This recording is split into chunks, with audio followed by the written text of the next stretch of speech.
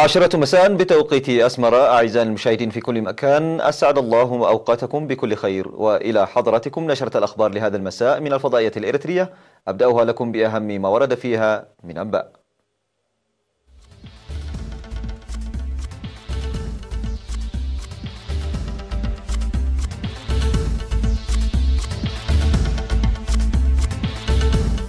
فخامة الرئيس يستقبل نائب رئيس المجلس العسكري الانتقالي السوداني. رئيسة المرأة تدعو المرأة لتعزيز جهودها لنقل القيم الوطنية. نسبة 68% من سكان إقليم عسبة يستفيدون من خدمات الإصحاح البيئي. مهرجان الحمير بكولومبيا. مقتل 23 مدنيا في هجمات وسط مالي. وسفن تنطلق في أول رحلة تجارية لصيد الحيتان في اليابان. كان ذلك موجز النشرة، معكم فيها نور الدين خليفة. إليكم الأنباء بالتفصيل. في إطار المساعي الحثيثة الجارية لإعادة العلاقات الإريترية السودانية إلى سابق عهدها، ومن أجل التأكيد على موقف إريتريا الداعم للشعب السوداني والمجلس العسكري الانتقالي لإخراج السودان إلى بر الأمان، قام نائب رئيس المجلس العسكري الانتقالي السوداني الفريق أول محمد حمدان دغلو بزيارة عمل إلى إريتريا. المزيد في التقرير التالي بصوت الزميل قاسم أحمد.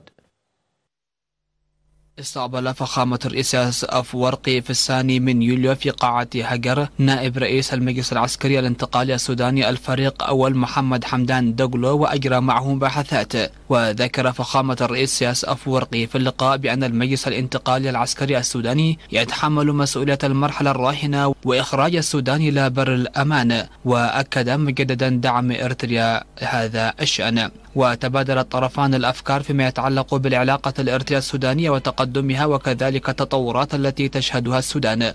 كما بحث الزعيمان الأوضاع الراهنة في الحدود بين إريتريا والسودان، واتفقا على إقامة لجنة مشتركة عالية المقام لمتابعة وتنفيذ عملية فتح الحدود. وأدلى مستشار فخامة الرئيس سياس أفورقي السيد يماني جبرة بتصريح لوكالة الأنباء الإريترية ذكر فيه بأن السودان تخطو بطريقة إيجابية وثابتة الخروج من الأوضاع الخطيرة التي ولجت إليها السودان في عهد النظام السابق بفضل نضال شعبها والمجلس الانتقالي العسكري الداعم لهذا النضال، مؤكدا بأن السودانيين يملكون قدرات وكفاءات عالية لتجاوز عملية الانتقال بسلام. وأوضح سيد يماني فيما يتعلق بفتح الحدود بين إريتريا والسودان والسبل المتبعة أنه في الأساس أن قرار إغلاق الحدود كانت خطوة قد اتخذها النظام السابق ولن تكون خيار الحكومة الإريترية، مشيرا إلى أهمية فتح الحدود بين البلدين لما يوليه من أهمية اقتصادية واجتماعية كبيرة في الربط بين البلدين.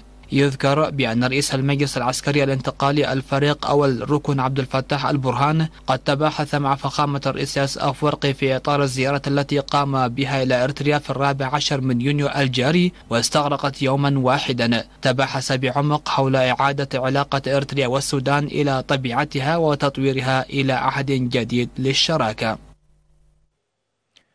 دعت رئيسة الاتحاد الوطني للمرأة السيدة تسفا ميكائيل في الاجتماع الذي عقدته في 28 من يونيو الجاري في مدينة مصوع، دعت المرأة لتعزيز جهودها من أجل نقل القيم الوطنية إلى الأجيال المتعاقبة والحفاظ عليها.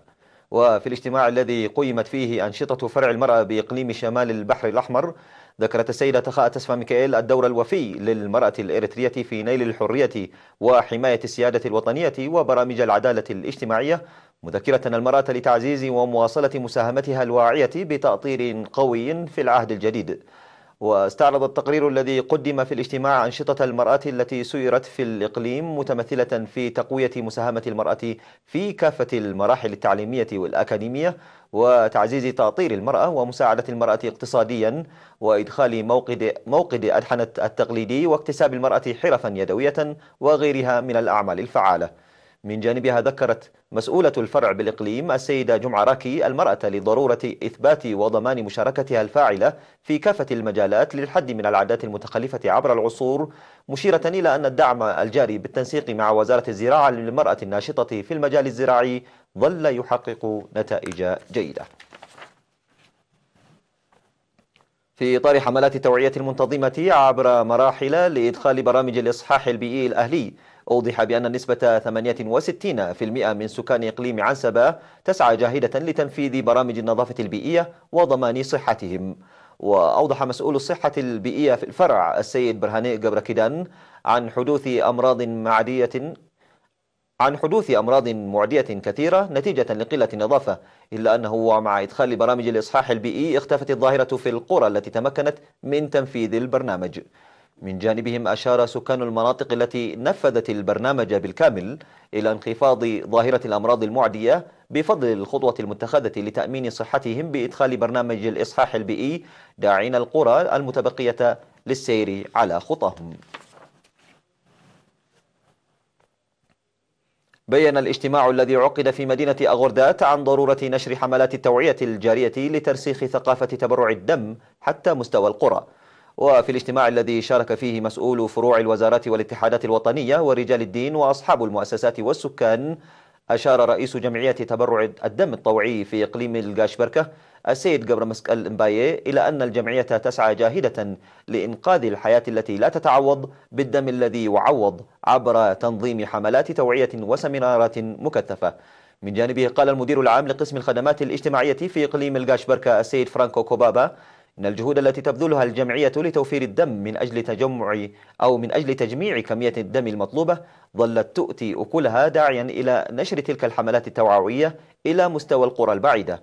وأكد المشاركون جاهزيتهم على إنجاح البرنامج وقدموا دعما ماليا لمساعدة الجمعية. تلقى 222 شابا في مديريتي عد قيح ودقم حرين دورة مهنية نظرية وتطبيقية تراوحت فترة تقديمها ما بين شهر إلى 3 أشهر. وفي التوضيح الذي قدم في مناسبة التخريج التي جرت في 27 من يونيو المنصرم، ذكر بأن الطلاب وعمال المؤسسات الحكومية هم المساهمون في البرنامج، وقد ساهم في إنجاح البرنامج بفعالية كل من قسم الثقافة والرياضة وإدارة الإقليم الجنوبي وكلية التجارة والعلوم الاجتماعية بعد قيح. وذكر مسؤول فرع الشباب في الإقليم الجنوبي السيد قرماي قبره عن تنفيذ برامج مهنية وفنية لتعزيز قدرات الشباب المهنية بالتنسيق مع المؤسسات الحكومية وغيرها من البرامج، موضحا عن تجهيز قروض مالية ومعدات تساعد في الشروع على العمل. من جهته ناشد مدير مديرية عد قيح السيد هبتاي تسفازقي الشباب لتطوير قدراتهم المهنية مستفيدين من المعرفة المهنية المكتسبة. سير سكان إدارات ضواحي بوشكا وبلدة شامبوكو وبنبينا بمديرية شامبوكو بإقليم القاشبركة أنشطة نفير واسعة بالتنسيق مع قوات الدفاع المرابطة في المنطقة لصيانة طريق شامبوكو بارنتو ترابي. وأشرف المشرفون على أعمال الصيانة والمشاركون في البرنامج بأن الهدف من النفير هو صيانة الطريق الواعر الذي كان يتسبب في إعاقة حركة المركبات، بالإضافة إلى تأمين ديمومة خدمات المواصلات. وأفادت وكالة الأنباء الإريترية نقلا عن المشاركين في المهام عن مشاركة أكثر من 2000 شخص وصيانة 15 كيلومترا، وهو جزء من الطريق الذي يربط بين شامبوكو وبارنتو.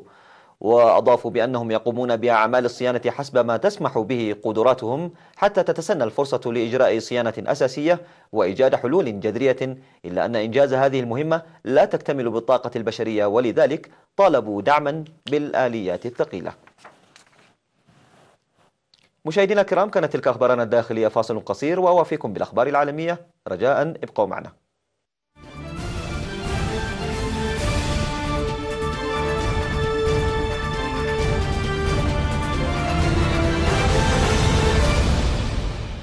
أهلا بكم. أعلنت إيران تجاوزها السقف الذي يحدده الاتفاق النووي الموقع عام 2015 لمخزونها من اليورانيوم الضعيف التخصيب، ما يعني أنها تعلن للمرة الأولى عن الإخلال بالتزاماتها الدولية الواردة في هذا الاتفاق. وقال وزير الخارجية الإيراني محمد جواد ظريف لوكالة إسنا الشبه الرسمية أن إيران تجاوزت سقف 300 كيلوغرام من مخزون اليورانيوم الضعيف التخصيب.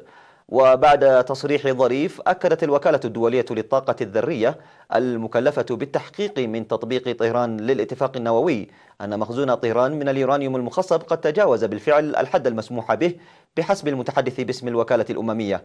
وحذر الرئيس الأمريكي دونالد ترامب من أن إيران تلعب بالنار، وذلك بعدما قالت إنها تجاوزت حد مخزون اليورانيوم المخصب المسموح لها بموجب الاتفاق النووي الموقع مع القوى العالمية في 2015. وقد يكون لهذه الخطوة عواقب بعيدة المدى على الدبلوماسية في وقت تحاول فيه الدول الأوروبية تجنب نشوب حرب بين الولايات المتحدة وإيران، وذلك بعد أقل من أسبوعين من تراجع واشنطن عن توجيه ضربات جوية للجمهورية الإسلامية في اللحظة الأخيرة.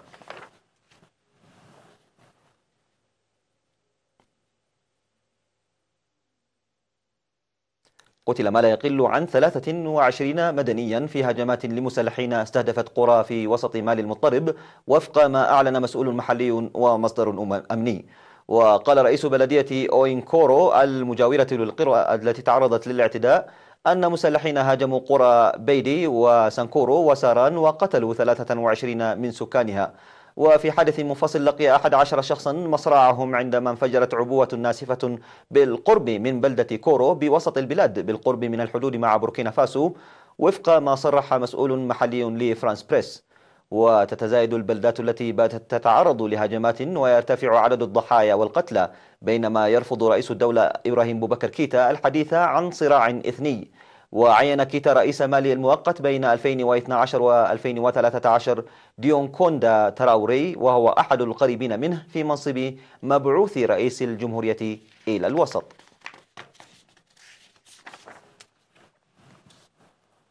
أبحرت 5 سفن صغيرة من ميناء في أول رحلة يابانية لصيد الحيتان لأغراض تجارية منذ أكثر من 30 عاما، في خطوة قوبلت بإدانة عالمية وأثارت مخاوف على مصير الحيتان. وتقول طوكيو منذ وقت طويل إن أنواعا قليلة من الحيتان مهددة بالانقراض.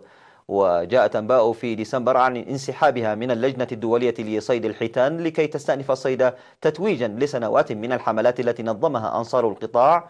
ورئيس الوزراء شينزو أبي الذي كانت دائرته الانتخابية تعمل بصيد الحيتان لوقت طويل. وانطلقت سفن الصيد من ميناء بالمدينة بعد مراسم وداع قصيرة. وبدأت اليابان صيد الحيتان لأغراض البحث العلمي بعد عام من حظر صيدها لأغراض تجارية في 1986 بهدف جمع ما وصفته بأنه بيانات مهمة عنها، لكنها أوقفت الصيد لأغراض تجارية في عام 1988.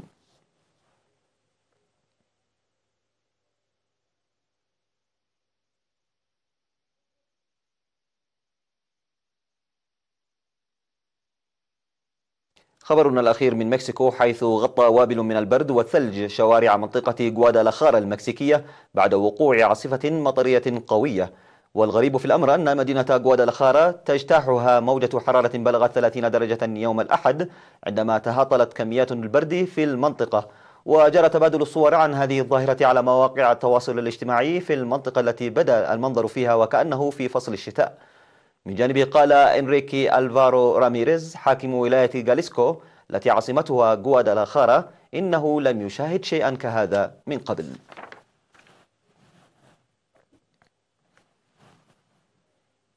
إلى هنا أعزائي المشاهدين نختم نشرة الأخبار لهذا المساء من الفضائية الإريترية. تحية لكم